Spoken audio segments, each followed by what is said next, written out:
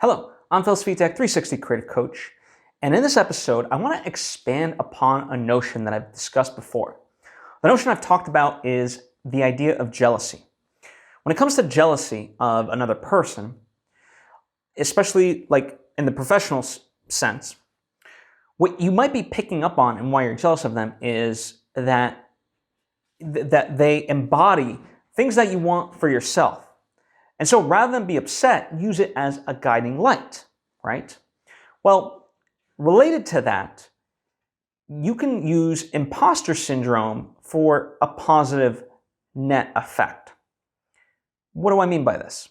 Well, this actually comes from Jay Shetty on a recent podcast that he called On Purpose that he does, which I've linked to in the description box. But the thing that he kind of articulated was whenever he feels imposter syndrome in a room, it's basically an indication of the things that he needs to learn. And then it's up to him whether or not he wants to learn it or doesn't, right? And so I think, when it comes to like, I'll say like imposter syndrome as an emotion, I'll lump it in with jealousy in terms of that way, just because it'll be easier. But when we think about these emotions, we tend to think of them as negative. But like all things, we can use them for a positive way. Just like, I've done an episode in the past about how to harness your negative thinking for good, right? In an episode called Negative Visualization.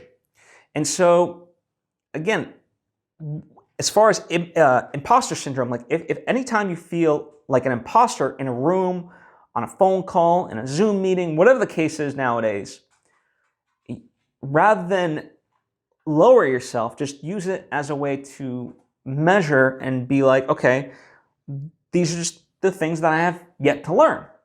And it's up to you, do I even want to learn them or do I not, right? Maybe you do, and that's great. So go do it. Maybe it's fine that you don't, and instead, maybe find some people that are good at that, and you bring them on or so forth, or you're just cool with like, okay, that's just incredible knowledge, and it'd be like this wonderful wish list to know that stuff. But it's okay if I just have a surface level knowledge of it, knowing that exists, but I don't need to learn it myself, right? So those are kind of the various options that I could think of, and I'm sure like there's more nuanced versions of that, but to me those are the big ones. So that's how you use imposter syndrome in a positive way, right? Rather than get down on yourself and beat yourself up over like, crap, I don't know this, I don't know that, look at me, I'm not supposed to be here. It's like, no, you're there for a reason. And even if the reason was to be like, okay, here's all the things that I don't know.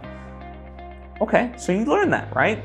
And that's really the best any of us can hope for, right? At the end of the day. So yeah, use it to your advantage, not to your disadvantage. That's my message to you, and I hope you use it wisely. If you have any questions or thoughts of your own, please, by all means, comment down below or hit me up on social media at Svitek. I would love to chat with you. Likewise, if you think this episode might be a benefit to somebody, please share it with them. I certainly would appreciate it. I appreciate you and hope to see you next time.